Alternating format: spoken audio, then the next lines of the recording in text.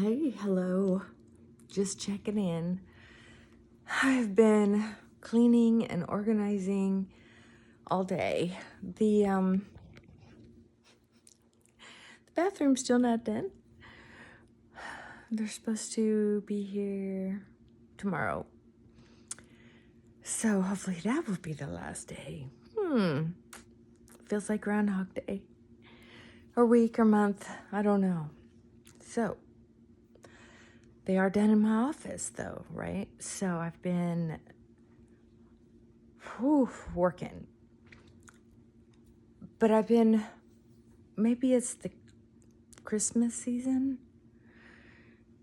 That is just a few days till Christmas, and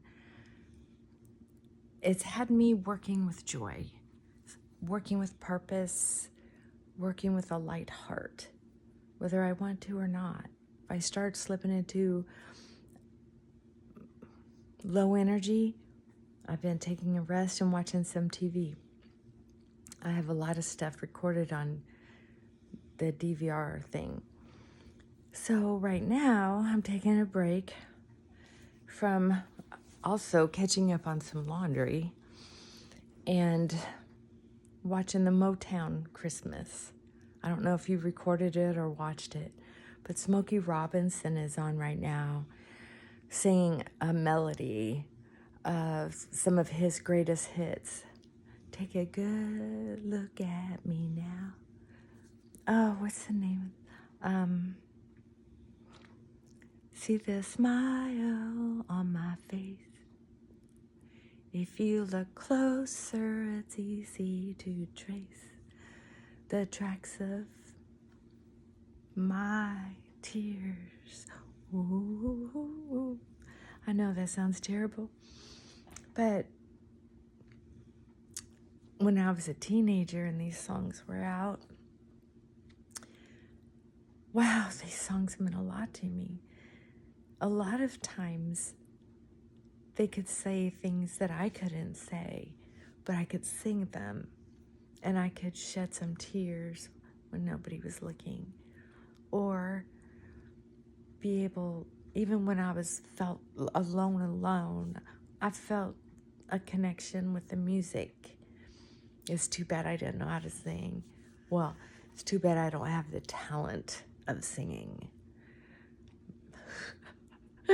I'll share a little story with you. I was dating a guy who was an amazing singer. He just didn't have the follow through to get a big break. He did try out once for America's Got Talent, but you could tell halfway into the auditions that they had already picked their winner for that particular competition, which was in Portland, I think, that area anyway, Oregon. And they had this guy. They were actually filming his future segment while these other auditions were going on. And to tell you the truth, the guy I was dating had the best voice. Dierks Bentley was the only competition at the time for his voice. Mwah. Sexy. Holy cow. Anyway, he and a lot of the friends we hung out with would go to karaoke. And so I would, of course, tag along, and they'd always say, you gotta sing, you gotta get up there, you gotta sing. Well, I always refused because I knew that it would be hard for all of us for about 3.5 minutes. So one night, I was just really feeling great. I was having such a good time, and my self-confidence was really high in those days. And so I think, what was the song? Black Velvet? Yeah, that's it. I love that song. Anyway, I was sitting at the table while one of our friends was up there singing. so the focus was off me, and I just belted out that song sitting at the table, and a couple of our friends were sitting there, and they were just like, oh, thank you for singing at the table before we talked you into going up on stage. We won't ask you to do that again. Wow.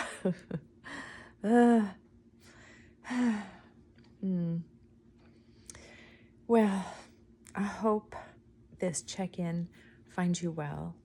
And if you're not feeling well, make a little list on what it's going to take to get you there. Come on, figure it out. Let's figure it out. What's it going to take? Sometimes we can't get what we want. There's a song on that too. You can't always get what you want. Oh, if it wasn't for music. Anyway, there are some things you can get what you need. And if it's stuff, there's all kinds of organizations. If it's people, there's all kinds of volunteer options. I know for me, I used to sit around and complain about being alone, but I wouldn't go out and do anything about it.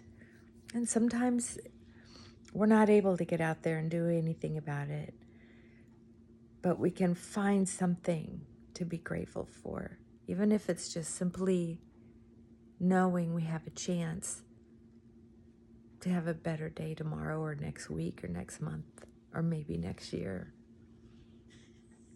It's not good to sit in self-pity, because self-pity is poison. How do I know? Oh, trust me, I know. That's why when I tell you, you can find a better frame of mind with or without anything or anybody. And if it's because you lost somebody to death, if they were that good in your life, then find a way to be grateful instead of just mad that they're gone, or sad or lost that they're gone. Find a way to find the joy in the fact that you had them as long as you did. Not all of us gets that love story. If you did,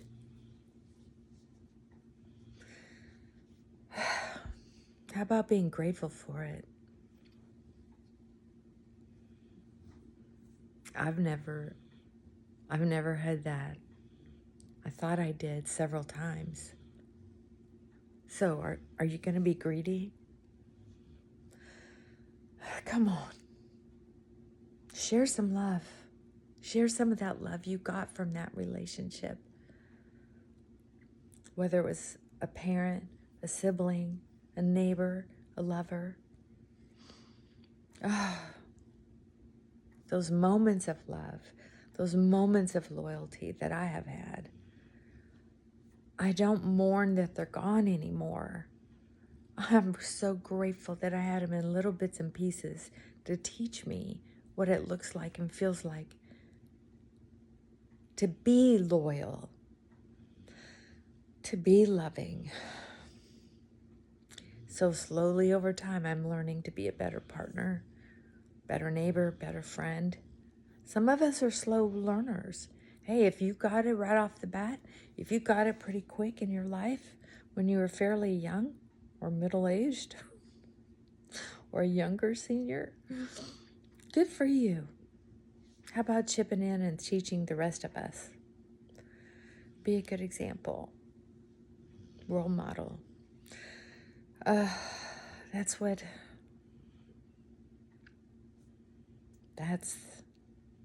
a good person would do. And I want to be a good person. I keep working at it. I keep working at it and keep working at it. Trying to be the best person I can. So, just want you to know I'm thinking of you. Whether you're bad or good. Just don't be too bad.